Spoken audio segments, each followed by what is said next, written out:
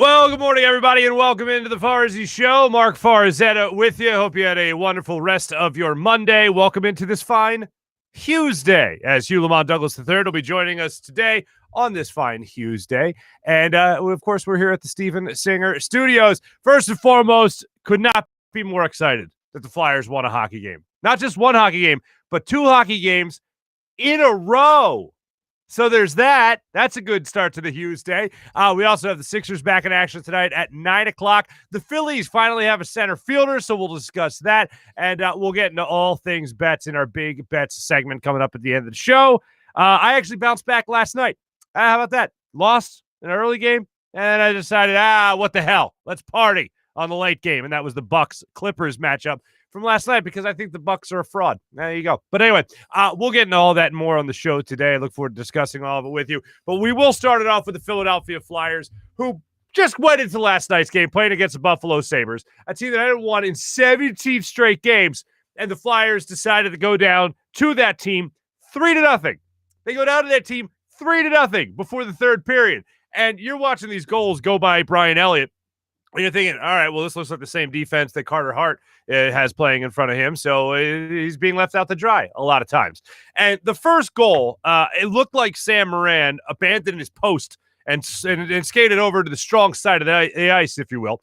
And then they just got beat on the weak side. And Brian Elliott was just left out to dry in that scenario. Other times, it just looked like the Buffalo Sabres just made some pretty good plays, pretty much is what happened on that. But they go down 3-0, start of the third period. About 2 minutes, not even into it, Kevin Hayes gets open in front of the net and buries the puck in the back of the net. But what happened throughout that third period was something I didn't catch on until it was brought up afterwards because my hockey brain just isn't that good. So I'm watching it last night, and I'm just thinking that the guys that are supposed to be stepping up, Claude Giroux, Sean Couturier, James Van Riemsdyk, Travis Konechny, obviously in overtime, Ivan Provorov got the game winner. But as I'm watching it, I'm going, oh, wow. The notable guys on this team, the team leaders, the goal scorers, if you will, are actually stepping up and making plays happen. This is great to see. Way to go, Flyers. However, what really happened was that Alain Vigneault decided to take out three other players and shorten his bench. Joel Farabee, Oscar Lindblom, and Nolan Patrick were all taken off the ice as he shortened the bench and decided to go with Jake Voracek, Sean Couturier, and Claude Giroux to make sure that line would get up and running again. Now, it actually happened before the third period. It happened towards the end of the second period, as Sean Couturier pointed out after the game. But Alain Vigneault was asked after the game about shortening that bench and the effect it had on the remainder of the game. And here's what AV had to say about his team leaders taking back over. We needed this game. So I decided to shorten up the bench and went with, I thought, was our best 9 forwards at that time. I put Coots' line back with G and Jakey, and I thought Scotty Lawton's line with Rafi and Q were working extremely hard, and put Hazy with TK and James and shorten up the bench. And the guys found a way to get it done. And that's what you're supposed to do. Find a way to get it done, even when you're down 3-0. But when that third period started, if you didn't notice how aggressive the Flyers were going to be, or notice how aggressive they were, there was definitely a message sent. I have no doubt about it. In the second intermission, AV was like, hey, remember that thing we talked about before this game? How important this one was? This is the Buffalo Sabres. We're pretty much the worst team in hockey if we can't find a way to beat this team. And sure enough, they found a way to win. They got the early goal from Kevin Hayes, like I mentioned. They were able to get a solid goal, wide open net for Claude Giroux from a little backhand pass from Sean Couturier. Giroux buried in the back of the net. And then they were obviously able to tie it on a crazy shot from the point by Ivan Provorov that it looked like Sean Couturier was able to just barely knock by even his own teammate, James Van Riemsdyk, to find the back of the net to tie that game. So at least credit to the Flyers for coming back to win that game. And every time a team goes through a stretch of playing terrible hockey and then wins 2 in a row, I think of the manager from Major League where he's trying to break it down for his team and go, we win one more.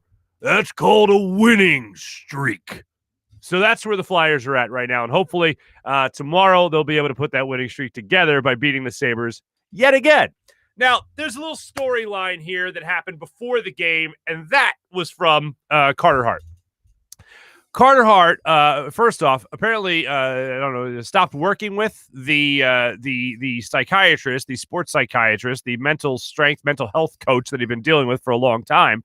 And maybe that was a reason. Sam Carchidi wrote an article about it on Inquirer.com, saying that might have something to do with his falling apart maybe this season. Maybe it does, maybe it doesn't. If you're working with somebody that long and all of a sudden you start to have some struggles, I think it's easy to draw that parallel. So it could very well be. What I'm more concerned with is him getting off the schneid that he's on right now. And Elaine Vigneault talked at length yesterday, I believe, before the game, talking about how Carter Hart needs to get after it. And these aren't days off for Carter Hart. Alex Lyon was dressed last night as the backup goaltender, and he will be again on Wednesday. So what's interesting about this is that Brian Elliott, who has great numbers career-wise against the Buffalo Sabres, is going to get these next two, this opportunity last night and then tomorrow night against the Sabres to just kind of continue those great numbers that he's had. And although he allowed 3 goals early last night, certainly I think at some points kept the Flyers in this game to at least allow them the opportunity to come back in the third period.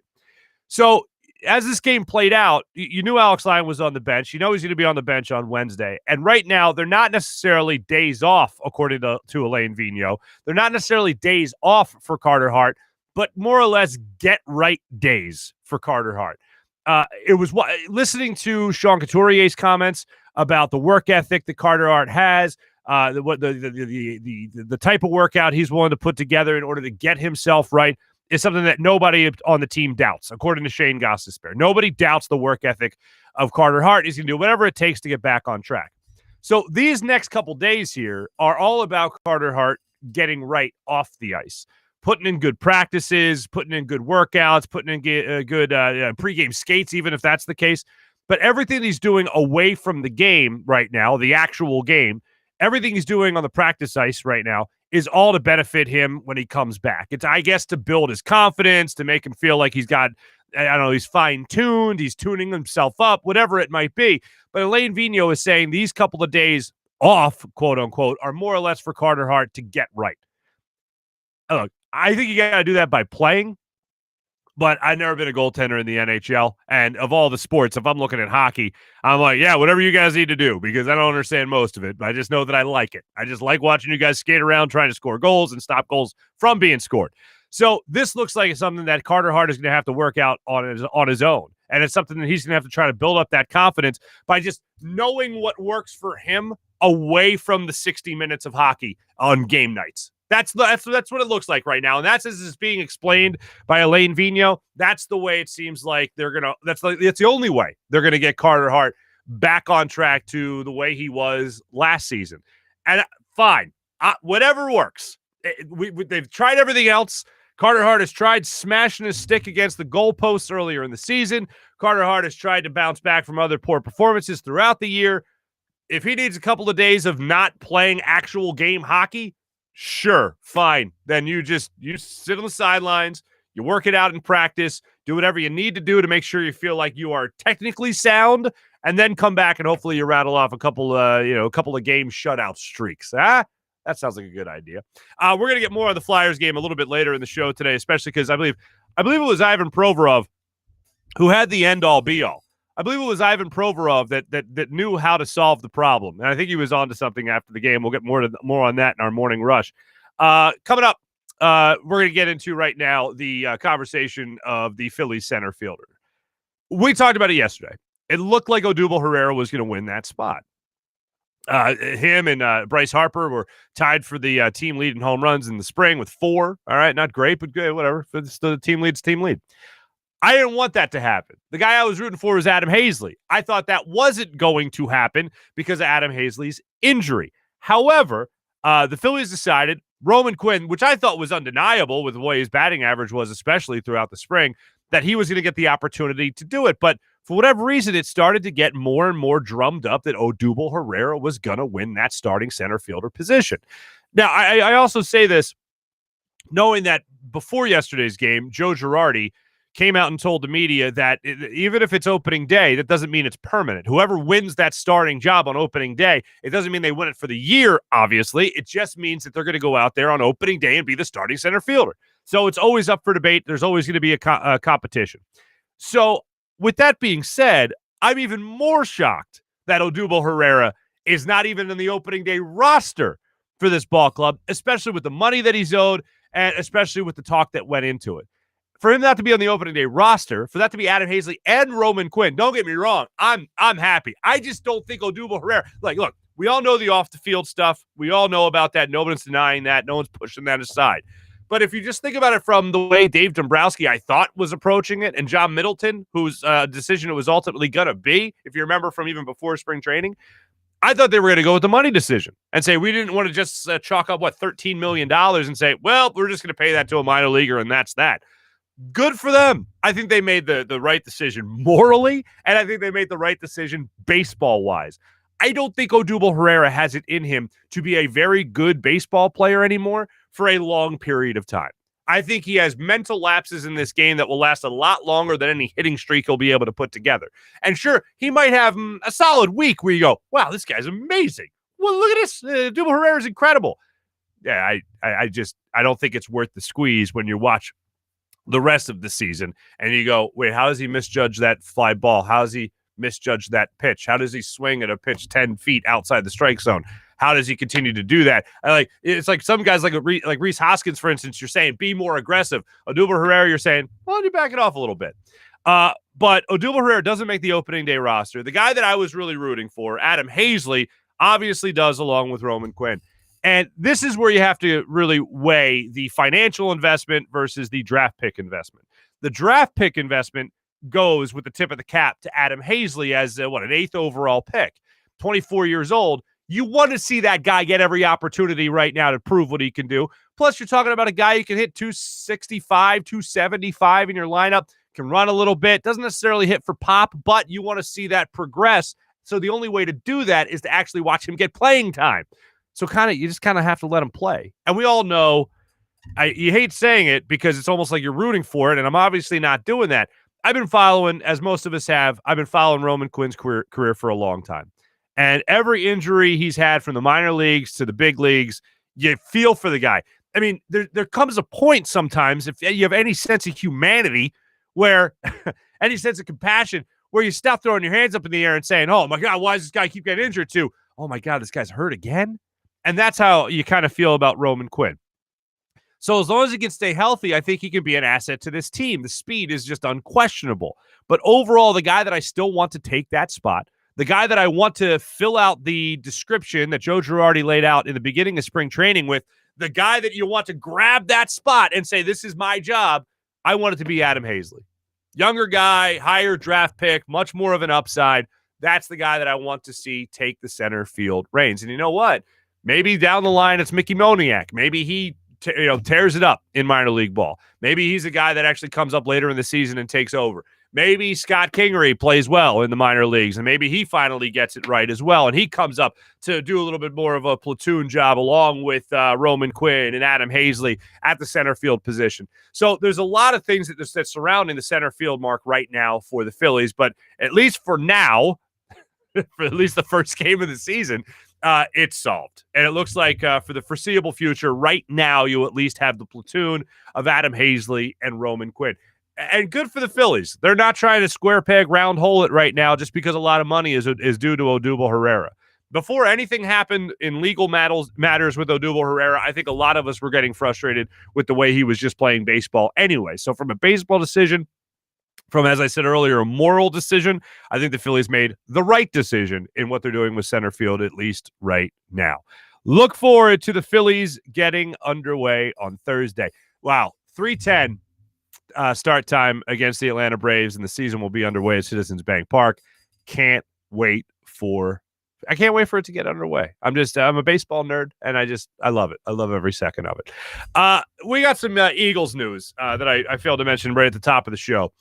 The more this goes on, the more I just really hate the trade. And as I said earlier,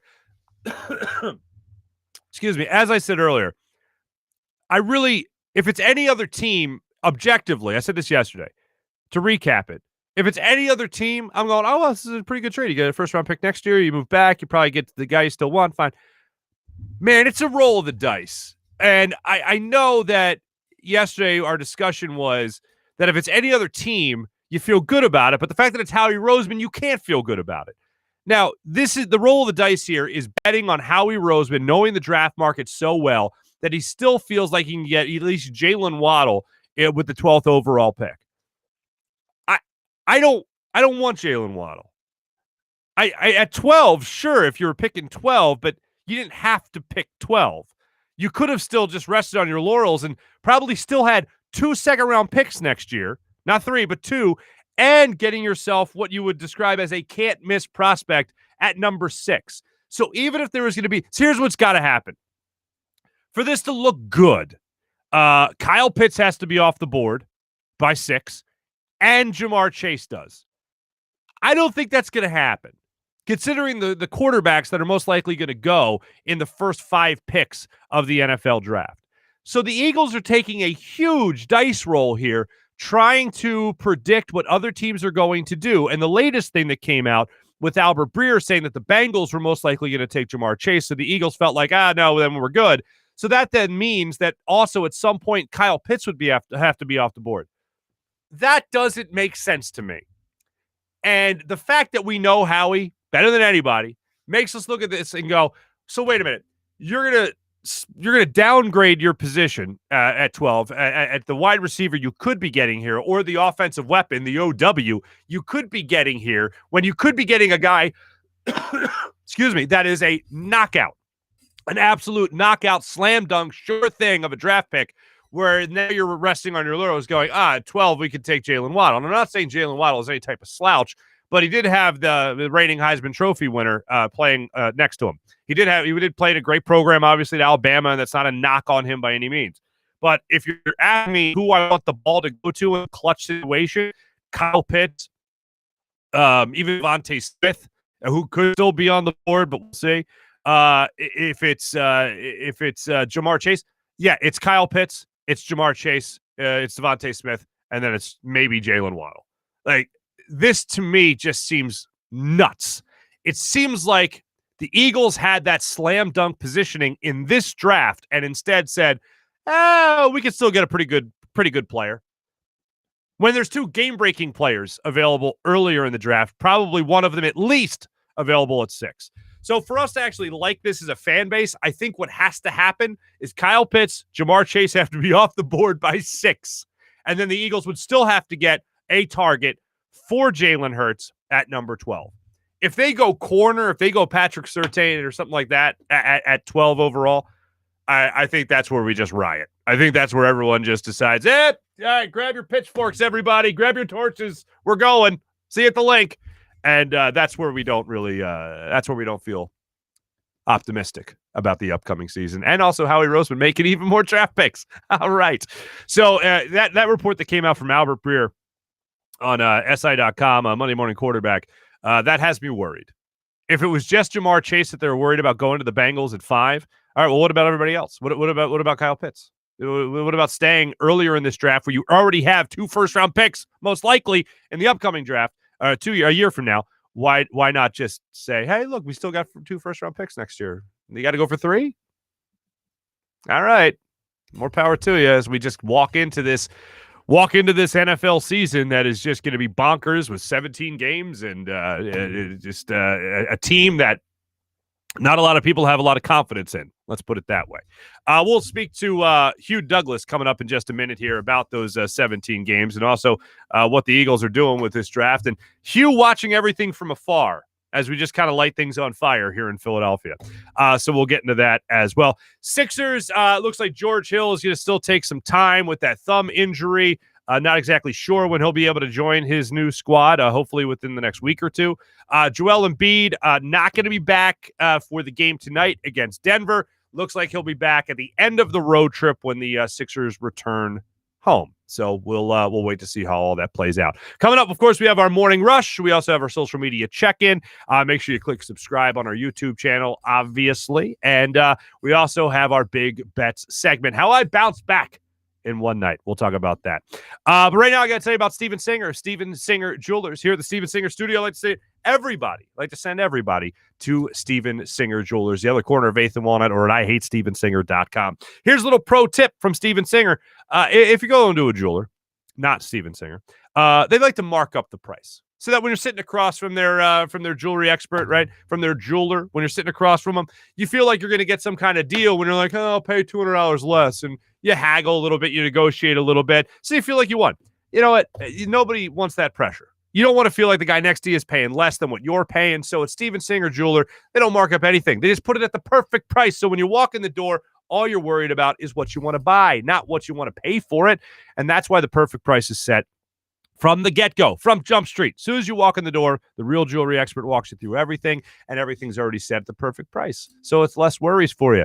And you can look at the diamonds, you can look at all the jewelry, all the inventory, and know that a real jewelry expert is walking you through everything at the perfect price. Steven Singer Jewelers, the other corner of 8th and Walnut. Go to IHateStevenSinger.com. Do what I do. I send my family there. I send my friends there. That's why I send you there. Go to the real jewelry expert that I trust with my own wedding bands, my wife's own engagement ring, and any big gift for the missus. I trust Steven Singer of Steven Singer Jewelers. The other corner of 8th and Walnut, or at IHateStevenSinger.com. Every day, the perfect price, guaranteed at Steven Singer Jewelers. Without further ado, let's get to our friend Hugh Lamont Douglas III as he joins us here on the Zatos Investments guest line.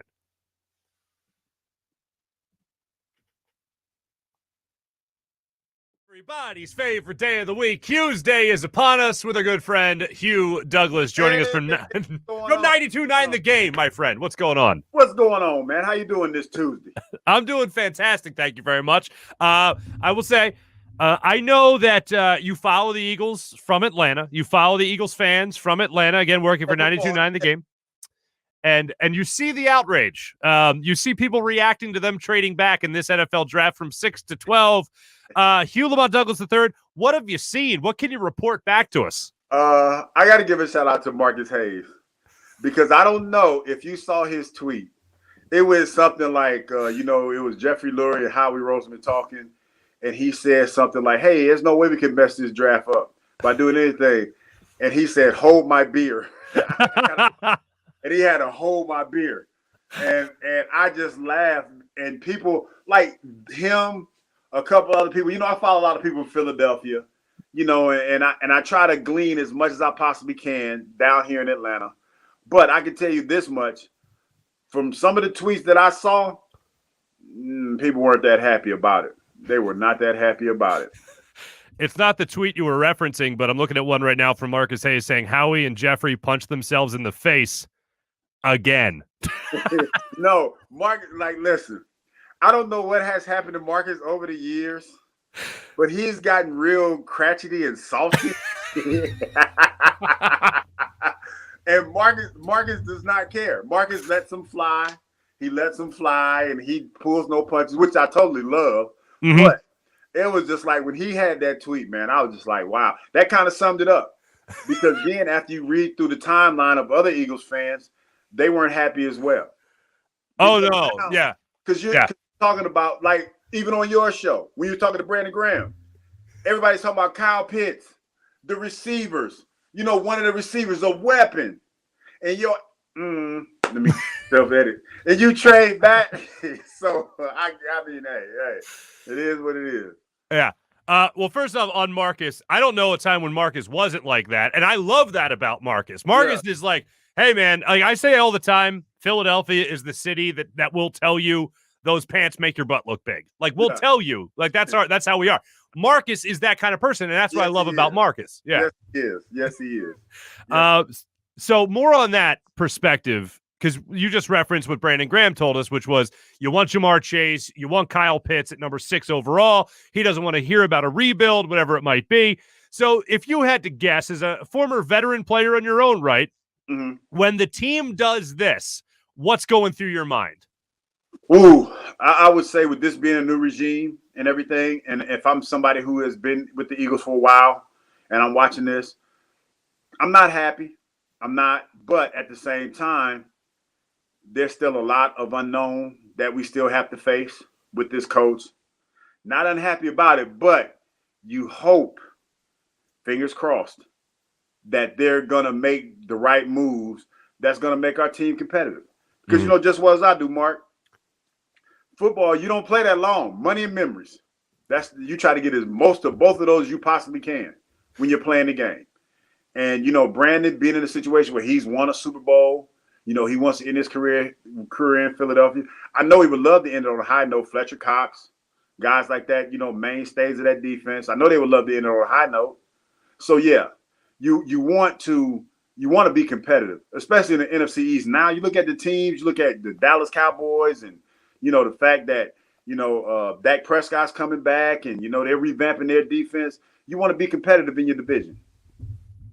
Certainly. And one of the things that I think we can look at, and I'll try to look at it from an optimistic point of view. One is you're not going to get Jamar Chase. It ain't happening. I know people are talking about the possibility of him moving to 12 or pushing back to 12. I doubt that happens. Kyle Pitts, no way, not a chance. So those two game breakers that I believe are the biggest game breakers in this draft aren't going to be there at 12. You might still get a very productive player, and who knows? As you said, we don't know, but who knows? You might get guys that are a lot better than what they're projected to be right now. It's happened in the draft before. That's why it's always a crapshoot. Yeah. But optimistically speaking, if you're trying to pull something out that is more on the optimistic side, the Eagles are looking at this year like it's a 1-year trial run for Jalen Hurts. So if I'm a veteran player, I'm going to say, you know what? If they're still going to have 11 other draft picks, plus still taking a pick at number 12, plus still having Jalen Hurts, hopefully an offensive line that's healthy, you still have Dallas Goedert, you still have Miles Sanders, and you build an offense with another weapon here with Jalen Reagor as well. You build another offense like that. You know what? Let's go all in for 1 year as a player, like the franchise is trying to do, away from trading back and saying, you know what? They're saying that Jalen Hurts is the guy. They're not going to go through a rebuild with taking a Zach Wilson or another quarterback here. They're saying, all right, here's a year to prove what your worth is, Jalen Hurts. And if they're saying that to the quarterback, aren't they in essence saying that to the rest of the team as well? Yeah, I guess you would have to say that. Yeah, I guess that's how you have to look at it. And as a player, you try to do everything that you possibly can to change your fortunes. Now, I would say this. When you look around the division, you look at the Washington football team and everybody else, you're in a pretty good spot. I mean, because realistically, everybody needs Dak's coming back. He's working out. He's trying to get back to what he was. Washington doesn't have a quarterback right now. They got one on the ride. I can't remember his name, but they got rid of Alex Smith and Dwayne Haskins. So they have another guy, but I'm pretty sure they're going to be in the process of or trying to find another quarterback. And you know the Giants, you don't know what they're going to be next year. You know what I mean? I know Saquon Barkley's coming back and things like that. But, you know, the division's up for grabs. So now you look at the Eagles, you get some defensive players on that side, and you get some offensive weapons and figure out what you got with the young guy in Jalen Hurts. But this is the thing that people need to realize. And I know this is a taboo word because it's a taboo word down here. The R word, rebuild. Ooh, gross. It's a rebuild. But think about it like this, man. And I broke it down to my co-host, John Freaky, like this. Okay, say if you're revamping your defense, and if you only have 3 starters on your defense that was on the team last year, guess what that is? That's a rebuild. That ain't going and putting in a new stove and a new refrigerator in the kitchen. That's not that. That's remodeling that thing. That's putting in new cabinets. That's tearing up the floor. That's all of it. That's a remodel. That's a rebuild. Right. That ain't no, hey, you know what? I want a new refrigerator. I'm going to put a new refrigerator in the kitchen. Ooh, you know what? I want a microwave. Ooh, that looks nice. No, you tearing that whole thing up, man, because now you're going out there with a bunch of new guys.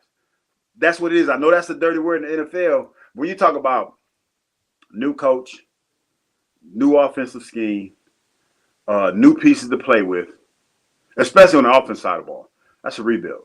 That's a rebuild. Yeah, your kitchen is going from industrial to Tuscan. Like, that's kind of the theme. It's changing big time. Yeah. By the way, we were blanking. It's Heineke. They got a Heineke, and then they have Ryan Fitzpatrick in Washington. Those are the names that we were blanking on. Yeah. Yeah, Fitzmagic. Yeah. And, you know, we know Fitzmagic. We know what he is. 4 games. He has the best 4-game stretch of any quarterback that has ever played the position. But after that, but he's done a great job of getting jobs and playing for damn near half the teams in the NFL, which nothing's wrong with, especially at the quarterback spot. So he's listen, he's been all up and down the East Coast. I don't know if has he been on the West Coast yet? But he's been up and down the East Coast. Yeah, I don't know if he's been with the West Coast. With the Jets. He was with the Rams when they were in St. Louis. Yes, he been in Miami. Yeah. Like, dude, he's been around the world and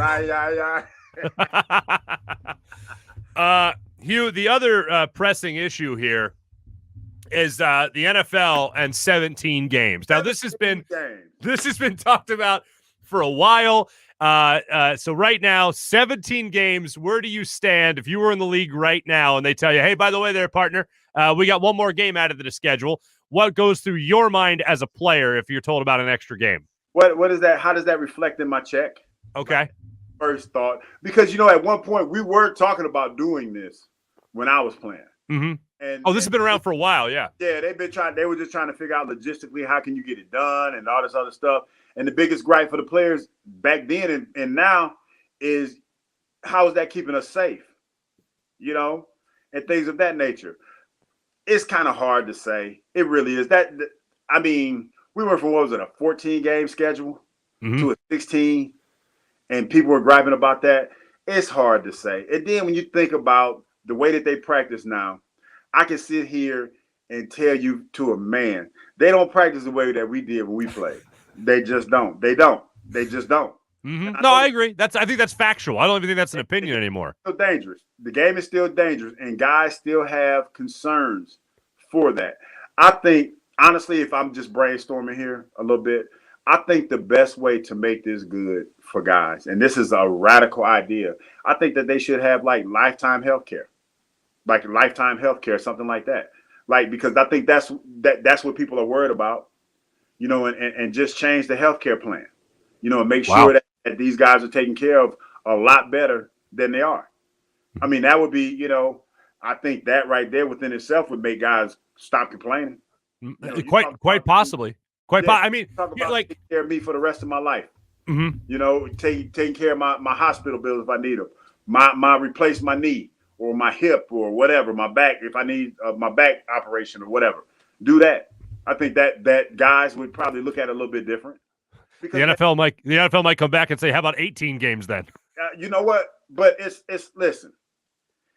I think that the NFL and the guys that play, they need to start wielding their power a little bit more. Look at the NBA and look at how powerful they are. Sure.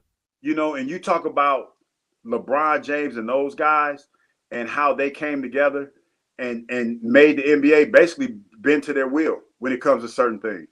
You see all the BLM banners and stuff in the stadium. NBA, do you really think the NBA wanted to do that? They didn't want to do that, but they had to. Mm-hmm. Yeah, no, I remember when everything went down with Kaepernick in the NFL, the NBA, Adam Silver jumped out in front of it and said, look, guys, I don't want anybody kneeling during the anthem, but you can wear whatever shirt you want to promote whatever cause you want. And I remember that was kind of the give and take there. Yeah. As far as this 17th game, you hit on a point that I remember you and I talked about years ago, and I don't remember if you believed me or not, but I know most people did not. And when we started talking about helmet-to-helmet rules in the NFL and seeing what you hit and all that stuff, the league started making this move to safety protocol throughout the league. I always thought it was to get to this point of adding a 17th game because I thought the NFL would always have a much easier time pitching to the players, to the union, saying, well, look, we made the game safer, so here's an extra game. We can do this, and you guys could be fine. Do you feel like this is all just one build-up? This is what it's all that safety protocol has built up to, adding this one more game on the schedule? I think it is, but the game is still dangerous. Oh, sure. The NFL is trying to do everything in their power to make the game safer. And I would say, that they're making strides. The helmet technology is a whole lot different than it was when I played. The shoulder pad technology is a lot different than it was when I played. Guys are still getting injured. And, you talk about the stress and the strain of the season. There's still going to be – guys are still going to get hurt, and things of that nature. So there's still going to be that aspect of the game. But to your point, Mark, yes, that's why they were trying to make the game safer, because they're trying to figure out a way to get a little bit more money. And the players are trying to figure that out as well. The NFLPA, the Players Association, they're trying to figure out how they're going to prorate this money or add some more money to the pot when you do that. And not only that, with 17 games, does that mean you're going to add more jobs to the Players Association? Because, it might seem like one more game, but things could potentially happen. So does that mean that you're going to add about, 5 or 6 more people to the roster? I don't know. I'm just saying you're probably going to have to add some more people to the roster.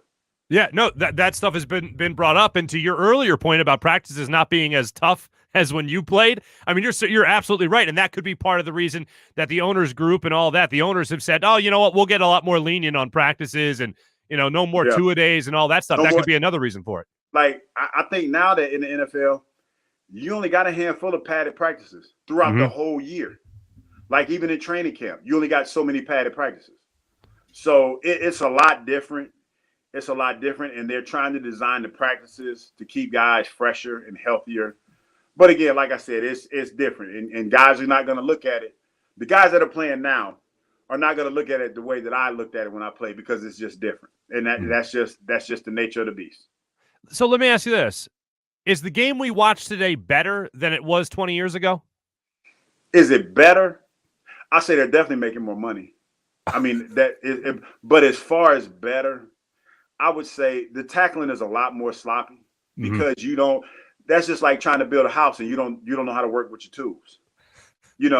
Like as a defensive lineman, 907 was a big part of practice because that's when you got your run fits. That's when you got your reads and everything. And you had those live fire drills, 9-on-7. That's when the running back got hit a little bit. That's when the offensive lineman, the defensive line, they locked up. You worked on your pass rush and things of that nature. So it was a different game. So I think that the tackling was a lot more crisper and things of that nature. But with that being said, Mark, the game is growing. Viewership is up. Like I said, they just signed a monster TV deal. So with all of that being said, I can sit here and tell you that the game is watered down and that it's not the same one that I played. But they can flip it over and say, hey, well, we're making way more money this go around that you guys made. That's just how it is. And people have been complaining about that for years. Owners were complaining about that when they were drafting guys, and that's why they wanted to put the cap on the salary on the rookie cap. That's why they wanted to cap it, because the salaries were getting out of hand, and they felt that the talent didn't match the money that was being paid. So yeah, it's a little bit different, but that's the evolution of football. Sure. So I think I know the answer to this then. Would you have rather played now or when you did? Oh, now. Yeah, that's what I thought. yeah. The type of money they're making right now. I mean, listen, I'm not complaining. I made a great living. My family benefited tremendously. But the type of money they're making now, and then this is the beautiful thing about this game, Mark, is that now guys are playing this game and they're leaving the game healthier. Some guys. And they're able to do they have other aspirations in life, and they're able to do other stuff. That's the beautiful thing. You talk about a ton of guys who I think it started during my era, maybe a little bit earlier, but they own businesses, they have their own companies, and they use that NFL platform to do other stuff. So that's the great part about it. You get set up for life, and then you go out and you do something different. You do something else. I got a lot of my teammates that are doing other things, so yeah, it would be a great time to play in the NFL now, because I played for a couple years, like 5 or 6 years, hopefully win a Super Bowl, and then go out there and get a marijuana farm and just, smoke weed and grow weed all day. Not saying that I do that. No, of course not. I'm just saying. You know what I actually would think for you? I would think you'd have your own Twitch channel and you would just stream yourself, like back in the day, just playing Halo, for hours on end. I would probably open up a little bar and just be have a bar and probably have like female boxing every Tuesday. Why not? I mean, I'm in Atlanta. I mean, all I got is a permit. Yeah. They get naked down here. They get butt naked. Really? Yeah, they get. This only thing they wear is their shoes. Oh, then don't lie to me. Then they're totally clothed. What are you talking about? They're not. No, that's all they got on the shoes. That's all they wear is shoes. This is why we have you on. This is why Hugh's Day is a beautiful day during the week. It's just you give us all the info. I'm just saying they is but bookie. I haven't been in a, but you know what? To be honest, Mark, I haven't been. I've been working. I just keep my head down. Yeah, It's every Tuesday. it's COVID. That's it. It's the COVID. I'm getting my shots on. I'm getting my shot on Friday. My first shot, by the way. I got to figure it out. Like right now here in Georgia, they have just opened it up. Like 16 years and up, you can go. I just need to figure out when I'm gonna go because you know what's funny? It's one of those things where I wasn't against taking the shot. I don't want anybody to think that. I was not. But you know how when they ask you sometimes, do you want a flu shot? I'm like, I don't know. I probably wouldn't get one. Sure. But I'm starting to feel, even though like I said, I was gonna get it, but I'm starting to feel a little bit of pressure now because everybody else has gotten it. And now everybody's kind of looking at you like, hold up, dog. Where your card at? I'm like, man, I'm gonna get it. I just don't want to ride all over the damn place to go get the shot because it's like I've had people that had to ride like to Alabama to get the shot, and then you got to ride back to Alabama to get the second shot. Can I just do one trip? Can I just wait till it's local? Are you gonna hold that against me? Because I don't feel like driving that far for a shot. Well, what are the rules in Atlanta with the gentlemen's? Or excuse me, what are the rules in Alabama with the gentlemen's clubs? Could you just go to a gentlemen's club, hang out for a while, then go get the second shot? I don't know. Wait a minute. They giving out shots at the gentlemen's club? Is that what this has went? No, but I believe that's how we'll sell it to the South, that this thing's real and you should get your shot. I don't know about that. I don't know how I would feel about getting a COVID shot at the shoe model establishment either. That would be a fear. Hey, hun, I'm going to get a COVID shot at the Magic City. Yeah. I'm gonna get some lemon pepper wings. Damn right. Don't worry about me. Wow. Magic City wings. I remember that in the middle of the first wave of the pandemic. That was a good time. Yeah, don't mind that glitter on my forehead. Hugh, they're all nursing students anyway. They know what they're doing. Come on. There's a bunch of them with a heart of gold. Ain't nothing working its way through metal. So 17 games, no thanks. Nah, I probably, it's gonna happen. I mean, no, I know. Yeah. Obviously, it's gonna happen. Absolutely. So I think it's just gonna, when it evolves, it's gonna be a non-story once they get through it. And then think about it like this: if you want to get technical, like you're only gonna play 3 preseason games, maybe 2. So you take those out, and now I think that takes a little bit of emphasis off the preseason game. So that'll give you a chance to rest. I think there's ways around this. Yeah, I agree. No, I agree with you. There's ways. Hugh, you're aware of the Michael Scott line from The Office where he says, sometimes I start a sentence and I have no idea where it's going. I have no idea how it's going to end. When you and I start an interview, sometimes I just don't know where it goes, but I know it ends up in a fun place. That happens to me every day in my whole entire life. Like I'll be talking sometime and like, damn, what did I start off talking about? And I try to play it off like I knew, like I was exactly where I wanted to be. Oh yeah. Knowing damn well that I wasn't. But I'm like, hey, you know what? You don't know what's going on in my head. It just popped up. At no point during your thought process did it ever go recalculating. Nope. No, you were always right there. But it did go that. It did do that. But I'm like, hell, we're here now. You might as well stay. You're here now. Might as well. We're taking the scenic tour. Taking the scenic route. Might as well. Somebody's going to, like, listen, the beautiful part about it, somebody out there right now that listens to your show, that watches your show, understood everything that I was saying. Every word. And they're smarter for it. They're smarter for it. Or I don't know about that. What the deuce? It's one of those things you're driving to work or they're getting to work and they'll sit at their desk and they'll start thinking about what you said and went, huh? Wait, huh? What? I'm pretty sure that there has been people that listen to the radio say, like, what is he talking about? What's wrong with him? I'm pretty sure. Yeah. My takeaway is lemon pepper wings. That's my takeaway. Lemon pepper wings. Yes. They got the best in the city, so I've been told. Hugh Lamont Douglas III. I really mean it this time. I never don't mean it, but I absolutely mean it right now. Always a pleasure, my friend. My man. Do it next week. Hugh Lamont Douglas III on this fine Hughes Day. Thank you, Hugh. Peace. Peace, brother. You're Our good friend, Hugh Lamont Douglas III, joining us there on the Zatos Investments guest line. Following some of the comments, you people are wonderful. You people are wonderful. We'll check in on those in just a second here. But yeah, definitely the Mike Scott line comes to mind, where I know I start an interview with you, and then by the time it's over, I have no idea how we got there. And during the process of it actually going through it, I'm like, where are we? Well, good. Whatever. Spontaneity, I think people just need to embrace, myself included. So we'll go through some of your comments on that conversation in just a second. Right now, I do want to tell you about DraftKings. If you're not using DraftKings, come on, what are you doing, people? DraftKings, America's top-rated sportsbook app, putting new customers in the center of the action. Bet $1 on any tournament game, and if your team wins, you can win $100. How about that? 100 to 1 right there. That's pretty good odds. Turn $1 into $100 if you pick any college basketball team that's still in the hunt for your shot to win $100. All it takes is a $1 bet and that team winning their next game. There's no better way to put your college basketball knowledge to the test than to put your money where your mouth is with DraftKings Sportsbook.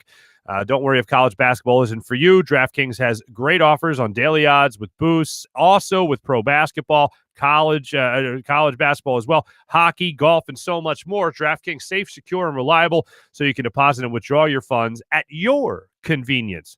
Download the top-rated DraftKings Sportsbook app now and use promo code Farzy. That's promo code Farzy when you sign up to turn $1 into $100 if the college basketball team of your choosing pulls off the win. That's promo code Farzy. Turn $1 into $100 for a limited time only at DraftKings Sportsbook. Must be 21 or older. Pennsylvania only. New customers only. Restrictions apply. Only 21 or older. In partnership with Meadows Racetrack and Casino. See DraftKings.com/sportsbook for details. Gambling problem? Call 1-800-GAMBLER. Every once in a while, I like to take you behind the scenes. Tony Cavada's Steak and Maine. Tony Cavada, steakandmaine.com. I'd like to take you behind the scenes, show you his Instagram account just for the mouth-watering deliciousness that is Steak and Maine. Look at this. Look at that. Little Alaskan king crab, huh? Little baked potato, huh? Little steak, little sauce right there. Go to Steak and Maine, people. What are you doing? Go to Steak and Maine. Check out steakandmaine.com. Fine dining in the heart of Northeast Maryland. Whether you dine in a more upscale steakhouse or casual bar and patio, you will enjoy the highest quality prime meats. Fresh seafood, as you just saw. Also, world-class oyster bar and freshly prepared sushi. And you can also enjoy all that with their extensive wine list, including their own Cavada Cellars wines. Open every day for lunch, dinner, or Sunday brunch, including this Easter. So check them out for that as well.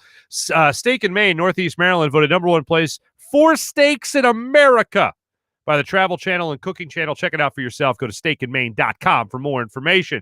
And how about this? FanUp, the brand new app. You could get in on this action with FanUp. Do what I'm doing. Challenge people on it. Challenge your friends. Sign up with your friends. The days of playing fantasy sports are over. And you could also win great brand prizes with FanUp. So go to the App Store, download the FanUp app in the App Store, and you can get 2,000 bonus points just for signing up when you use promo code FANUP. Do what I do. Sign up with your friends. They call it squatting up with your friends. Use a pick six. Get on the app and just let the fun begin. Enter FanUp's super fun daily and weekly contest, answer fun questions, and you could rise on the leaderboard. And as I said, it's the only place where you could win some cash and also win brand prizes. You've heard me mention the pair of Jordans that you could win, memorabilia, sports memorabilia, merchandise you could win, the Louis Vuitton bag they gave away a couple of weeks ago. You could do this, all this and more on the FanUp app. Download the app in the App Store and use promo code FANUP to get 2,000 bonus points. It's the new app sweeping the nation. FanUp. Get involved with FanUp, and may the best fan win. Time for our social media check-in, brought to you by our good friends at Steak and Maine. Social media check-in. First one is a new comment that just popped up from Sean. 420% he agrees with you. I see what you did there. Let's see what else we have here. John's back. John Axelrod, new mantra for the organization, hold my beer, and that's from our friend April checking in on the show. Hold my beer seems to be the mindset of many Eagles, many Eagles decisions lately. That is kind of what it feels like. And I will text Marcus and make sure he knows we were talking about him, because I know Hugh and Marcus go back and forth in a friendly manner on Twitter often, so we'll talk about that. How come the Sixers never get into the buyout market? It's a good question. I know Ersan Ilyasova was supposed to be on that list, and he ended up being traded, so it doesn't look like that's happening. The Sixers apparently just doesn't appeal to them. I don't know. Appreciate the Flyers Open. You're welcome, Ass Knuckles boys. Always a pleasure. Howie buying time for himself. That's all he's doing, Mark. I guess. But if he doesn't hit on these picks, I think this almost puts, in a way, I was thinking about this more yesterday. It almost puts more pressure on Howie to hit on these picks next year, because if you're Jeffrey Lurie, and you know the fan base is already chomping at the bit for Howie, right? Are you really going to trust him if this draft is a bust? If Jalen Hurts is a bust? Are you really going to trust him with 3 more first-round draft picks next year? Because I'm not. Like, excuse me, you can tell I'm still getting over that cough. But if you're going to give somebody, let's just say, a lot of money, right? I mean, you could look at it in a way and say, like, oh, well, he's got $1 million, so yeah, he could spend a couple of extra bucks here and there, and it won't be that big a deal. We got $1 million to spend. But at the same time, it's like, man, I'm trusting this guy with $1 million. Oh, man, I hope he doesn't blow it. That's the way I look at 3 first-round picks, and that's the situation that the Eagles are in right now. By the way, coming up in a second, you'll hear a crazy theory, I think a crazy theory, from Dan Orlovsky on Get Up yesterday that we'll let you hear. It's just bonkers, but we'll get to that. So I think it actually puts a lot more pressure on Howie Roseman. Let's see who else we do.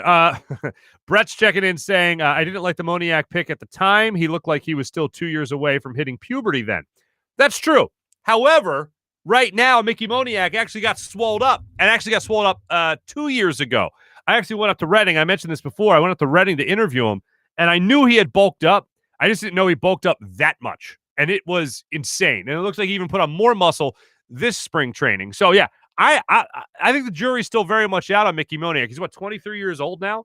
Yeah, I'm not quitting on a 23-year-old. So, yeah, good luck to you there, Mickey Moniak. Hope you continue your drive to stay in the major leagues. Obviously, you're down in minor league camp now, but I'm pulling for you. I ain't giving up on you. And, yeah, as far as Adam Hazley goes, he's my center fielder as far as I'm concerned. Until somebody else takes that away from him. I'd rather just ride it out with him, even though, like we said earlier, there's going to be a platoon situation. Mally's checking in. What's up, Mally? Always a pleasure there. Where's anybody worth signing in the buyout market? As of right now, Otto Porter Jr.? Yeah, no, okay. Jim Hyden, our own producer, saying, give me Kelly Olynyk. We'll see how that develops. Max checking in, saying, make him feel a little bit better, rooting for the Eagles. I think that was in reference to the Dwayne Haskins mentioned by Hugh Douglas.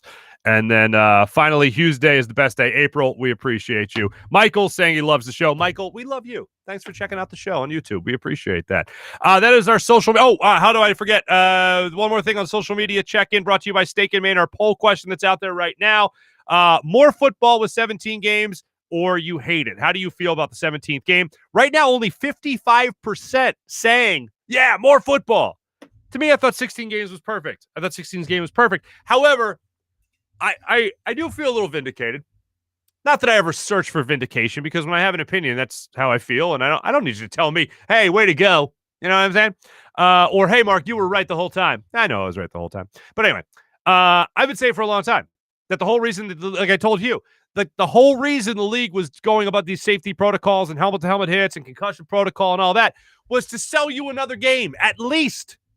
That's it. That's the only reason. Take away the preseason, man, nobody cares. Like last year. Did you miss it? I didn't miss it. But take away a preseason game or two, add a game or two onto the regular season schedule, and who was really going to say boo, as long as you were still giving those contracts, that extra game contract, that extra game check to the player for obviously putting in more work. And it's going to create more jobs, as you mentioned, where you have like maybe 6 more roster spots for the extra game, maybe 2 more roster spots for the extra game. Who knows? But I knew that's why the NFL was trying to make it safer, so they could argue with the Players Association, with the union saying, well, look, we made the game safer so we could totally play 1 more game or 2. And we'll take away a preseason game, which you don't want to play anyway. So that's kind of where I knew this was going. And I know people that have followed the NFL for a lot longer than I have told me that was impossible. It wasn't going to happen. 16 games is the perfect set. Yeah, I agree with you. It's the perfect set. It was not the question. The question is whether or not the NFL was going to go, oh, yeah, we're going to make a little bit of money doing this. All right, let's keep it going. And that's exactly what they're doing. So there you go. That was our social media check-in brought to you by our good friends at Steak and Maine at steakandmaine.com. Now it's time for our Morning Rush. Morning Rush brought to you by some friends at Sky Motorcars and SkyMotorcars.com. Check out SkyMotorcars.com. Not just luxury vehicles, but one for every budget. Let's just celebrate for a second, folks. Let's just think to ourselves, where were you? We'll tell our grandkids about this. Where were you when the barge was moved, when the barge was budged? 6 days blocking that Suez Canal. And all I can think about the whole time was it was Billy Joel. What the trouble in the Suez? We didn't start the fire. Anyway, that's all I could think about. And they finally got it done. I don't know how many tugboats it took, but it was a lot of them. They finally got the barge there moved. And I learned that that canal there sees 10% of global trade. So I'm glad it's open for business, baby. Some 567 boats were like backed up and all that stuff because of the barge. One of my favorite things that I saw on social media about it, one of my favorite memes was, I think it was from the Neat Dad that just suggested 10 dads standing on the banks of the canal holding a six-pack and just saying like, well, I'll tell you what I'd do. I'd rock it back and forth a little bit. And I think that's the way they actually got it free. So there you go. All right. I mentioned this earlier. Two things I want to play for you. One is Ivan Provorov. The other is Dan Orlovsky. This might be the only time in the show, in the history of the show, in the 2 months that we've been doing the show, and maybe even in the future that we ever play Dan Orlovsky preceded by Ivan Provorov. But hey, where were you when we did it, right? Ivan Provorov on the strategy the Flyers should take, because again, they go down 3-0 last night, and that was the fire lit under them to actually storm back and win the game in overtime. 4-3 on Ivan Provorov's game-winning goal. Went 5-hole right there on the Sabres for the game winner. Ivan Provorov on the Flyers' mindset heading into that third period, and what they need to do to avoid being down in the first place 3-0. Honestly, I'm not sure why it keeps happening. We, fall behind early, don't have a good start, and only start playing, when we were behind. So I don't know. I guess maybe coming for the next game coming out, we should think that we're down 3-0. Then maybe we'll have a good start. Yeah, go for it. In case you missed it at the top of the show, I kind of like Alain Vigneault's strategy. He shortened the bench. He said, to heck with this. It's going to be all about the leaders. It's going to be all about the guys we rely on heavily throughout the season, the guys we've relied on in the past, Sean Couturier, Claude Giroux, and Jake Voracek. And that's a line that he went with, and that's a line that ended up having success. Even Kevin Hayes got a goal in this game as well. That actually got things going in the right direction for the Flyers around the 18-minute mark of the, 2-minute mark, other way in hockey, of the third period. So that was great to see. So one of the things, in case you missed it earlier, he took out Oscar Lindblom, he took out Nolan Patrick, and he also took out Joel Farabee, and he said, all right, boys, Claude, Sean, and Jake, you guys have at it. And that's how they ended up coming into that game. Other than that, Ivan Provorov, bold strategy, Cotton. Bold strategy. Come out as if we're already down 3-0. It couldn't hurt. Now let's go for that winning streak. All right. Dan Orlovsky on Get Up yesterday. This was one thing I had to watch 2 or 3 times just to make sure I understood it.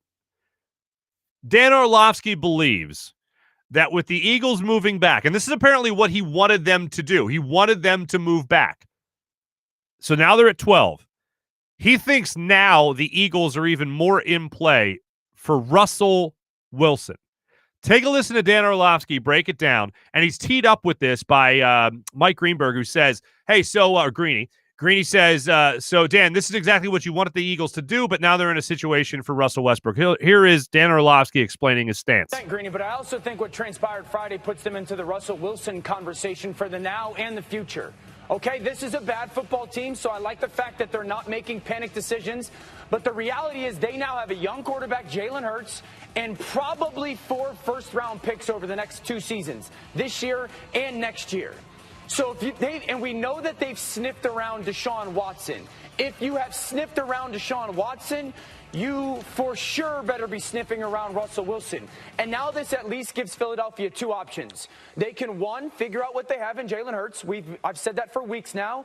Or two, they can go, we've got Jalen Hurts to Seattle. And you could take our 4 first-round picks over the next 2 years and give us Russell Wilson if he's willing to come to our organization.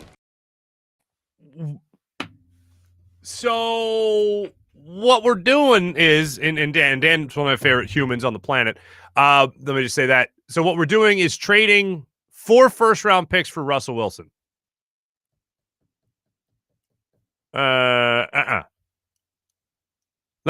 So Russell Wilson is in a better situation. Seattle, I think, is in a better situation than the Eagles are. And Seattle has what, like 3 first-round picks?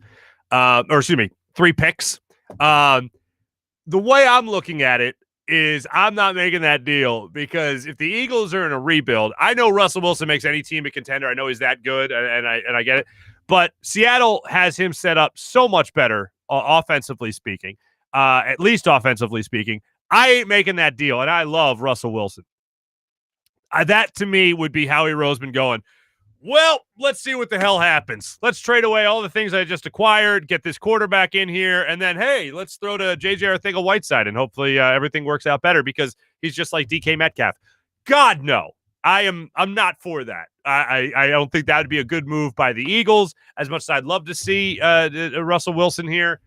If he's throwing to Jalen Reagor, if he's throwing to J.J. Arcega-Whiteside, Dallas Goedert, I think you need to keep surrounding him with weapons. As much as I would love to see him here for the right now in an Eagles uniform, I don't think that's the way to go with the Eagles are really in a rebuild type of mode. But hey, that's ballsy. That's ballsy there, Dan Orlovsky. I appreciate that, at least. That was our Morning Rush, brought to you by Sky Motorcars and SkyMotorcars.com. We got to get Dan on the show eventually. Let's get big bets in here with our friends at DraftKings. Right now, Big Bets segment brought to you by DraftKings. Download the DraftKings Sportsbook app. Here's what I got for you on Big Bets. I'm a big fat idiot, and last night I decided to be ballsy and say, you know what, those Brooklyn Nets are going to cover that minus 11 going up against the Minnesota Timberwolves last night. That didn't happen. It looked like it was going to happen with about 2 minutes left, and then all of a sudden the Timberwolves started knocking down threes and actually made it, I think, a 1-point game with about 30 seconds left. So thanks a lot, Timberwolves. So the Nets win. They pull to a half game behind the Sixers right now, I believe, in the standings. So the Nets win last night, but they don't cover. So I lost that bet. And I did something that I've never done before. And I know for the people that have been betting for a long time, I haven't been betting for a long time over the last couple of years. But for me, this was the first time. I lost a bet at a 7:00 game. And this was obviously the Nets game. And I decided, to hell with it. Let's go to a 10-10 start time. So I jumped on the Clippers, despite them not having Paul George. I jumped on the Clippers, beating the Bucks, because I think the Bucks are overrated. And Kawhi Leonard, I knew, was going to be good enough to win that game last night. And Luke Kennard, oh my God, man. He went off late in that game last night. So I went on. I actually got the Clippers at a minus half a point, I think was what they were at. Beating the Bucks last night, minus half a point. I bet the Clippers, won the bet, broke even for the night, so I won my money back on the late game. That's the beauty of DraftKings Sportsbook. It's the beauty of betting right there, and I took advantage of that. Tonight, I just can't learn my lesson. Tonight, with the barge being free, I'm celebrating. Clippers minus 10 versus the Magic. In case you missed it, the Magic basically packed it in at the trade deadline. So I'm going with the Clippers again tonight on a back-to-back against the Orlando Magic. They are hosting the Magic minus 10. Let's get crazy. Another double digits right there. So I'm going with the Clippers tonight at minus 10 over the Magic. I just can't learn my lesson. That's the show, folks. Look, I'll tell you right now, with opening day on Thursday, we're going to have a great guest lined up for you to talk some baseball with us. So I look forward to doing that. I look forward to being back with you guys tomorrow, though, for a Wednesday edition of the Farzy Show. Thanks for watching the show, and thanks for listening to the show. Make sure you click subscribe on our YouTube channel as well. And look forward to being back with you guys tomorrow. Jim Hyden produced this program. This is a Buzz Sports and Entertainment production. We'll be back with you guys tomorrow morning. Have a great rest of your day.